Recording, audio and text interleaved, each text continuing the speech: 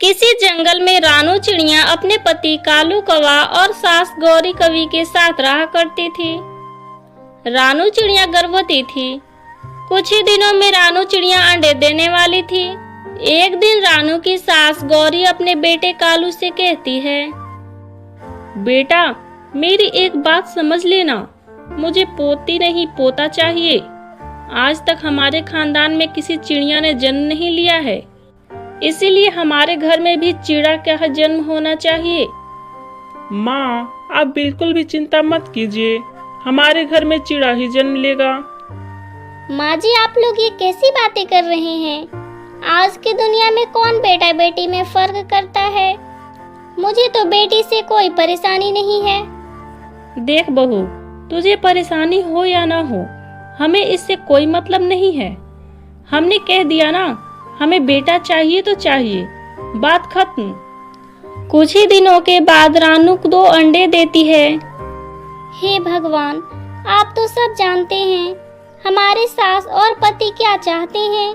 Please आप उनकी मनोकामना को पूरी करना। इन दोनों अंडों में से बेटा ही देना भगवान।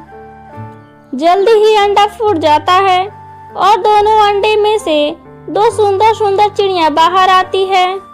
हे भगवान, ये आपने क्या किया? मुझे 2 बेटियां दे दी। अब मेरे पति और मेरी सास पता नहीं इनके साथ क्या करेंगी। माँ आप हमसे खुश नहीं हैं, हमारी क्या गलती है माँ? नहीं बेटा, मैं बहुत खुश हूँ।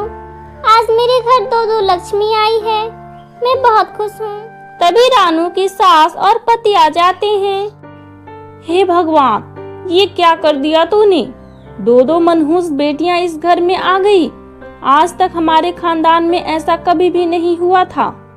माँ जी आप मेरी बेटियों को मनहूस क्यों कह रही हैं?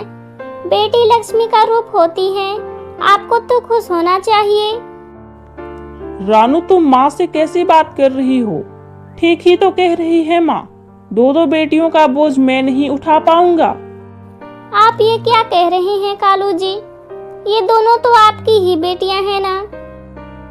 यही तो दुख है कि ये दोनों चिड़िया मेरी बेटियां हैं। चलो माँ यहाँ से। माँ दादी और पापा खुश नहीं है ना? नहीं बेटा, आपके पापा और दादी बहुत खुश हैं। आप लोग चिंता मत करो, धीरे धीरे सब ठीक हो जाएगा। उधर गौरी अपने बेटे से कहती है, बेटा हम किसी को मुंह दिखाने के लायक नहीं बचे, हमें कुछ तो करना पड़ेगा। लेकिन क्या माँ, हम क्या करेंगे? बेटा मेरी मानो तो हम दोनों बच्चियों को मार देते हैं। अभी जंगल में किसी को पता भी नहीं है इन बच्चियों के बारे में। कोई पूछेगा तो हम कह देंगे बच्चा खराब हो गया। हाँ माँ, ये ठीक रहेगा। रानू के सोने के बाद हम दोनों बच्चियों को जंगल में ले जाकर नदी में फेंक देंगे। रानू अपने पति और सास की बातें सुन लेती है। ये दोनों इतना नीचे गिर जाएंगे, मुझे पता नहीं था। अब मैं क्या करूं? अपनी बेटियों की जान कैसे बचाऊं? हाँ, एक काम करती हूँ, मैं अपनी दोनों बेटियों को लेकर यहाँ से भाग जाती हूँ, तभी इनकी जान बच पाएगी। रानू चुपके से अपनी बेटियों को लेकर भाग जाती है। माँ हम अपना घर छोड़कर दूसरे जंगल में क्यों आ गए हैं माँ? बच्चे उस घर में अच्छे पक्षी नहीं रहते हैं और हमें तो अच्छे पक्षियों के साथ रहना चाहिए ना।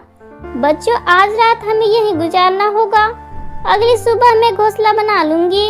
अगली सुबह रानू अपने बच्चों को लेकर दूसरी जगह चली जाती है जहाँ ढेर सारी पक्षियों का घोंसला था। उसी जंगल में एक भली चिड़िया रहती थी जिसका नाम टूनी था। टूनी वहीं से गुजर रही होती है, तभी उसकी नजर रानू पर पड़ती है। टूनी रानू के पास जाती है। अरे बहन, तुम कौन हो?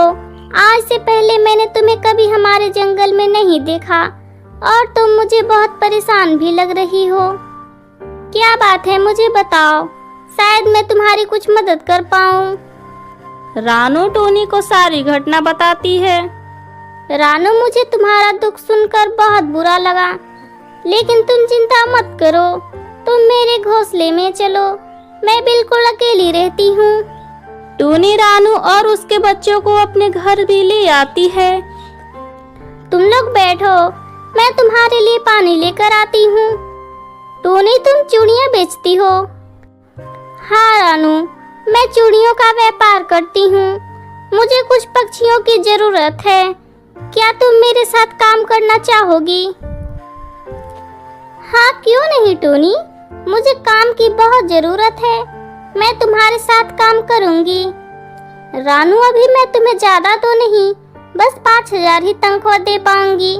अगर काम अच्छा चला तो मैं तुम्हारी तनख्वाह बढ़ाकर 10,000 कर दूंगी।